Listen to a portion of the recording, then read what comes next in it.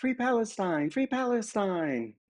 You know, it's one thing when a bunch of randos chant that in some rally in London, but when you see one of these liberal Jewish actresses virtue signaling with her free Palestine crap at some ceremony, festival, award ceremony, well, that's already on a different level. This is this Hannah Einbinder, who you might have heard of, who made a big splash at the, what was it, the Academy Awards or the Emmy Awards? I don't know. I don't differentiate between these awards anymore, and I think most of us don't care at this point, where she said Free Palestine on stage as a Jew. I felt like I had to say this.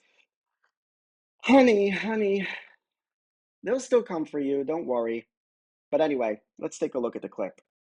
Hannah, I wanted to ask you, when you were up on stage, you talked about Palestine, and I know you signed a pledge too. Can you talk about that, please? Yeah. So, well, I thought it was important to talk about Palestine because it's an issue that's very dear to my heart. I have friends in Gaza who are working as frontline workers, as doctors right now in the north of Gaza to provide care for pregnant women and for school children to create schools in the refugee camps.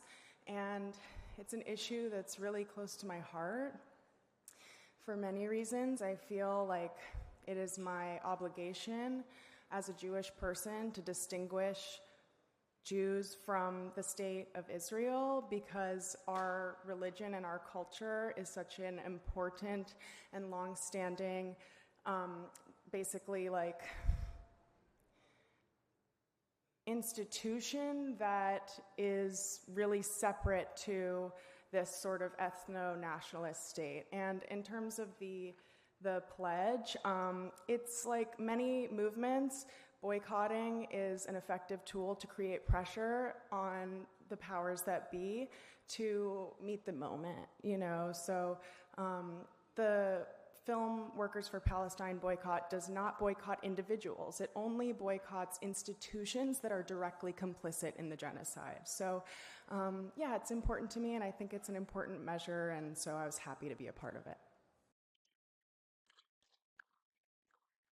Good job, Hannah Einbinder. As a Jew, I must differentiate between us, the Jewish culture, and this as an institution, she said, and this, and she had a hard time like saying what it is, and this ethno-nationalist project. You are aware that your Jewish culture is very, very deeply, intimately related to that place that you are talking about. Like you celebrate Hanukkah. Where did Hanukkah happen? It happened at the temple in Jerusalem. But you're probably too busy like dancing around your Christmas tree because you so badly want to fit in. As a Jew, I must. There's nothing worse than as a Jew. As a Jew doesn't mean anything, honey. It doesn't mean anything like that. You're saying it as a Jew. All right. As a Jew is just, look, I want to fit in with my surroundings. I want to be overlooked when, you know, people start blaming all the Jews for everything, as sometimes is starting to happen recently, like when they blamed Israel on the murder of Charlie Kirk with zero evidence, for example, or the Jews controlling Hollywood and all that kind of stuff. Don't worry.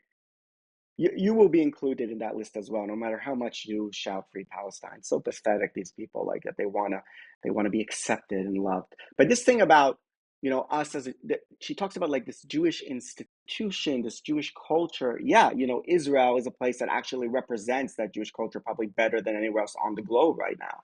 It has the Jewish culture of Morocco, you know, with the Mimuna celebrations after Passover. It has the Jewish culture of Ethiopia with the Sigd holiday that we're going to be celebrating soon in November. It has the Ashkenazi American Jewish culture that you're part of with the, you know, the bagels and the lox and all that crap. It has the various Sephardic traditions, European, like all of it is all present over there, and also non-Jewish traditions as well in Israel of the non-Jewish population that is significant. But all this thing, just one more thing about this ethno-nationalist state. I don't accept this ethno-nationalist state. They keep talking about Israel as this ethno-nationalist state. Israel is a nation state. It's a vehicle of self-determination of a specific people that you claim to be a part, which is the Jewish people, that apparently doesn't need to have a state. Most countries around the world are some form of an ethno-nationalist state. All right, Yugoslavia was a multi-ethnic, multinational state that fell apart precisely because the different groups had different identities and they needed to separate. So yeah, Serbia is kind of like an ethno-national state. Croatia is kind of an ethno-national state. Bosnia is kind of an ethno-national state, even though they have different groups in there. Serbia represents the Orthodox Christians.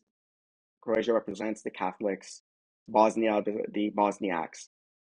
Czechoslovakia split into Slovakia and Czech Republic. Soviet Union fell apart, and particularly the Baltic states in the West are very similar to Israel. They have like a 20% Russian minority in them, and they represent the Lithuanians, the Estonians, the Latvians, who are not exactly Russians, right? So you have this little, ethno-nationalist state to represent these various groups, so they don't just get swallowed up in the larger Russia, where their identity is gonna, be shoved to the bottom. Not to mention how democratic that situation would be. The same thing if Israel was just swallowed in the larger Arab world.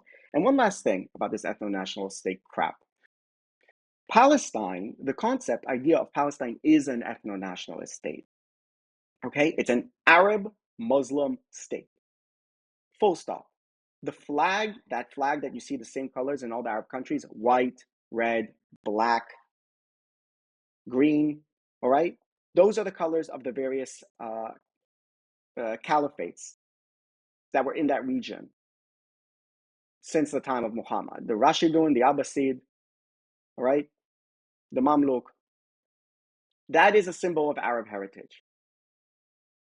Many of the countries have Islamic symbols on their flag, like Turkey, for example, Pakistan, Saudi Arabia as well. Okay? So, and it says also Islam will be a source of legislation. The most popular party among the Palestinians is Hamas, which is an Islamic party. So it's also, in a way, an ethno-nationalist state. It brings to the fore a very specific type of identity and heritage, which perhaps not all citizens of that state would necessarily be part of. And you know what? I support that project. As I've said before, I'm a two-state solution guy. I support their ethno-nationalist project, if you want to call it that, as long as they accept ours. Each person in the world has his place. And if you're talking about groups that have large diasporas, like the Jews, yeah, usually they have their own country. Greece had a massive diaspora around the world, and then they were able to get their own country, Greece, in the 19th century. Armenia, massive diaspora, have their own country, Armenia. China has a huge diaspora. Yeah, their country is big and it's been an empire, but you have a Chinese community in Indonesia, in Malaysia, in Singapore, in all of East Asia. You have Chinese communities, and you have the state of China. So we have a bunch of Jewish diasporas around the world, and we have the state of Israel. All right? That's it. So please, honey, Hannah, Einbinder. When they come for you, trust me, they're not going to remember that you shouted Free Palestine. That's all for this video. Thanks for watching.